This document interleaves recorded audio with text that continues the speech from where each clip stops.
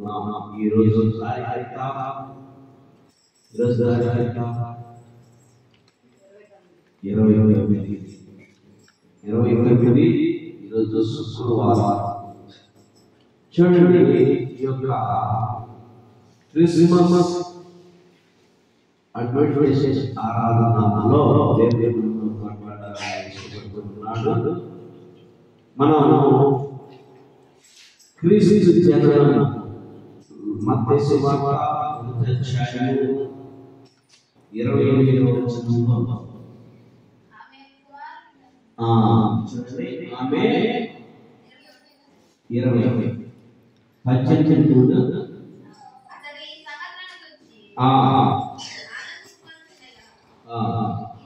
ఇదిగో ప్రభువు స్వప్నమందు ఈ మాట మనము ధ్యానం చేద్దాం. చూడండి, ఈ దినం మనకి దేవుడు మనతో మాట్లాడడానికి సిద్ధపడినటువంటి మాట లూకాసు వార్త 1వ అధ్యాయం 26వ వచనం చదువుకుంటే, 6వ నెలలో గాబ్రియేలు దేవదూత గలిలయలోని నజరేతు అనే ఊరిలో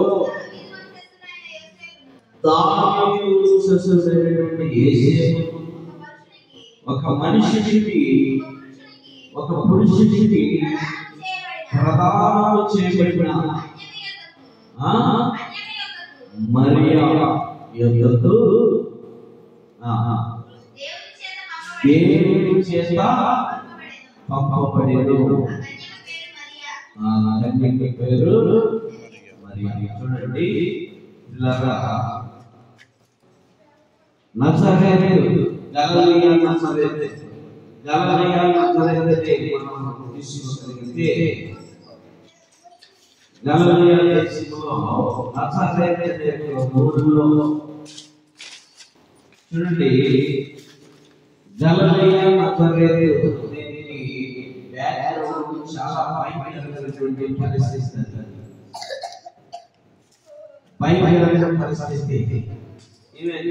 ఉదాహరణకి అక్కడ సముద్రం ఉన్నది, సముద్రం లేదు. స్టోర్ని ఒక 25 సంవత్సరాల లేక 20 సంవత్సరాల ఎంతో భారతదేశంలోనే ఒక పేరు ప్రతిష్ఠ పొందినటువంటి ఊరు. ఆ రీతిలో స్టూడెంట్లో ఎవరు చాలా మంది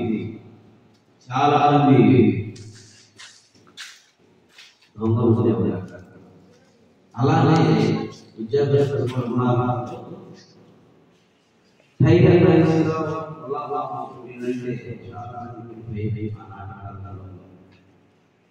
ఎంత ప్రసిద్ధికి ఈ స్తోత్రం ఆనాటిలో కూడా భయంకరమైనటువంటి పాపము, భయంకరమైనటువంటి పరిస్థితులు, దొంగతనాలు, రకరకాలైనటువంటి పాపములు ఆ గలిలయ దేశంలో నజరేతులో జరుగుతూ ఉండేవి.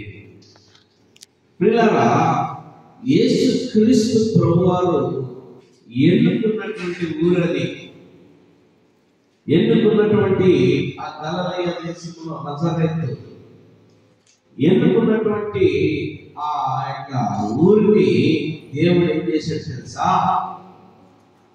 పాపకరమైనటువంటి ఆ ఊరిని ఆయన ఎన్నుకొని అందులో ఆయన జన్మించడానికి ఇష్టపడ్డాడు.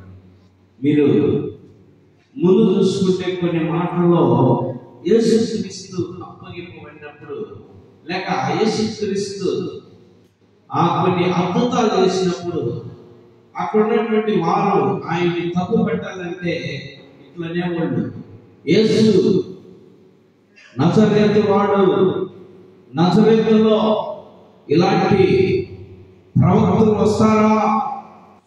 ఎక్కడైనా నజరేతులో ఇలాంటి అద్భుతాలు చేసే వాళ్ళు ఉన్నారా ఎక్కడైనా అని వాళ్ళు కొన్ని మాటలు ఈ మాటలు పలికినట్లుగా మనం చూస్తూ ఉన్నాం. నిజమే